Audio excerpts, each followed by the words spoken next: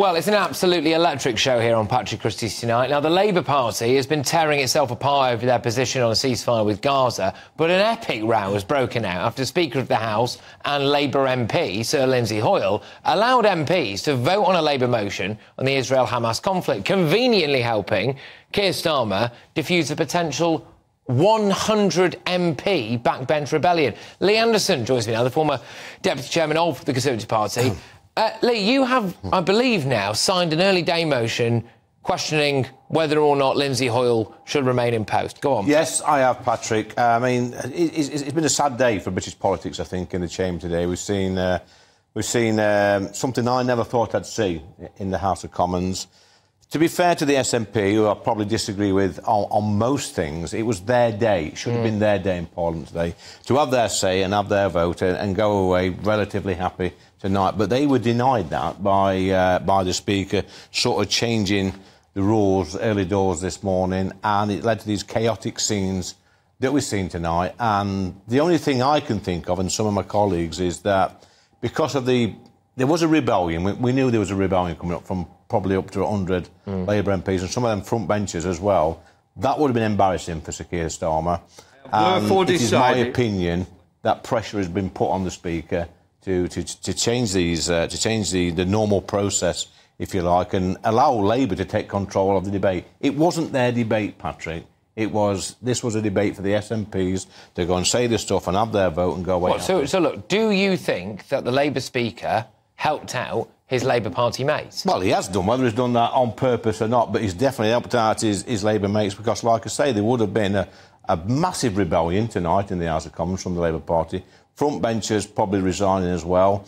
And you know what? We've got this election year, as you know, that would have totally undermined Sir Kier's leadership. You've got a raging mob outside as well, screaming on Parliament Square. So there's lots of things in play today, but sadly for the Speaker, I've got the greatest respect for Sir Lindsay. I think he's been a great Speaker, but today I think he's let himself down. I think, personally, he's probably been bullied and cajoled into this, had too much pressure. And to be honest, Patrick, when he came back in the Chamber later on, I think about just before 7 o'clock, for me, he looked like a broken man. Well, obviously, Sir Lindsay Hoyle and the Labour Party have denied any of the idea that there was bullying or whatever.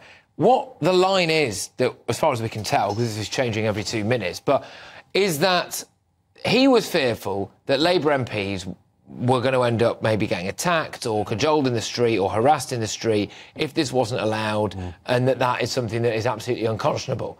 To which I would politely say, that again is not dealing with the real issue, which is that we have a mob of people outside. We have had, Patrick, time and time again, opposition day debates in that place in Parliament where, you know, the opposition, to be fair, they've spun things to put us in a bad light. I'm thinking about votes on free school meals, which was nonsense, dumping sewage into our waterways again, which was nonsense. But these are political games that politicians play. We all do it to make the government look bad. They've done this. We've had threats. I've had threats in my inbox, threats on the street, abuse, all sorts of stuff. Never acted then, but all of a sudden when it comes to this issue, which, by the way, again, I'll repeat, was the SNP's day in Parliament, it's changed the rules, and we're seeing now the fallout, and this is not going away. So you think he's got to go? I think, well, I've signed the EDM, yeah. I've got no confidence. I had 100% confidence in him before today. I think he's a decent man. I've always got on well. He's always been fair with me, but on this occasion, he's let Parliament down. What about the school of thought that says if politicians really cared about a ceasefire and about saving lives and about all of this moral stuff that they bang on about all the time, then they would have just voted on something today, and instead they did walk out. I mean, it does... to be honest with you, I'm not digging you out personally. No. The whole thing. Yeah, but it was an absolute circus. It was, yeah. I mean, but there's two sides to the argument, Patrick. As you know, there's the people that's pro-Palestine. We know that in politics. There's also the people that are backing Israel. I think Israel have got the right to defend themselves. I think what happened in October was absolutely abhorrent. You know, put yourself in their position.